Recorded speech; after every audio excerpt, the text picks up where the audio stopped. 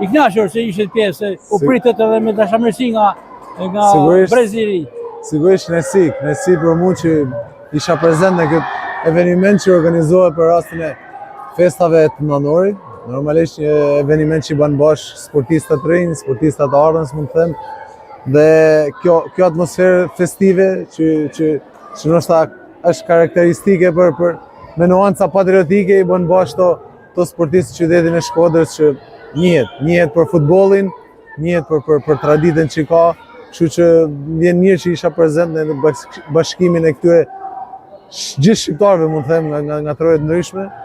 Dhe sigurisht, kënaqësi, ndoshta prezenca, sadopak i jep kënaqësi atyre, kujtoj veten ndoshta fëmijërinë time që kishim kënaqësi që ishim lojtar të ekipit të parë si në raste të tilla.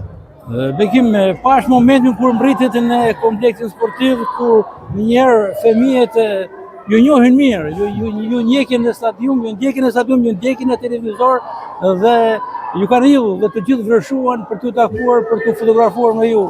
Dhe për ju emocion. Sigurisht emocion, tash, ndoshta sporti na ka dhënë këtë privilegj, ndoshta futbolli na ka dhënë këtë privilegj që të njihemi, sigurisht nga fëmijët që kanë ndër futbollin, na shohin ndoshta dhe me shumë pasion. Sigurisht dhe ekipi kombëtar ma ka dhënë ndoshta këtë fat që të na njohin akoma më shumë. Por që do kisha dashur t'uroj fat gjithëve dhe shumë suksese në të ardhmen. Pse jo shumë sportistë nga këto evenimente, mund të them, nga këto organizime, mund dalin sportistë që do shkëlqejnë në të ardhmen. Natyrisht që shoqata Shkodra Sport Event me drejtuesit në Podgorica ka merit kryesore se për disa vite me radhë i mbledh të gjithë ekipet, gjithë përfshirëse nga troje shqiptare. Sigurisht një event që i shërben futbollin, ndërsi mendoj që i shërben njohjesh nëse të elementit cilësor që në fillimet e tyre, si më thonë.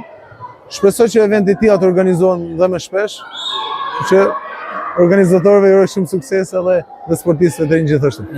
Dhe ky fund të nëntori e gjet vazhdim jo në një moment kulmor. Lëshoj Kreun e klasifikimin për një pikë pas humbjes në Shkodër. Sigurisht jo momenti më i mirë, por që du të tregojmë forcën tonë dhe të kthehemi aty ku na takon. Besoni që do të rikthehen? Sigurisht, nuk ka opsion tjetër. Nuk ka opsion tjetër, mendoj që forcën e tregojmë duke u kthyer edhe nga momentet e vështira. Dhe titulli kampion që ja keni premtuar tifozërisë? Po, është rrugë e gjatë, por e rëndësishme është që të bëjmë më të mirë në shëtë ardhshme. Faleminderit Beko. Faleminderit juve.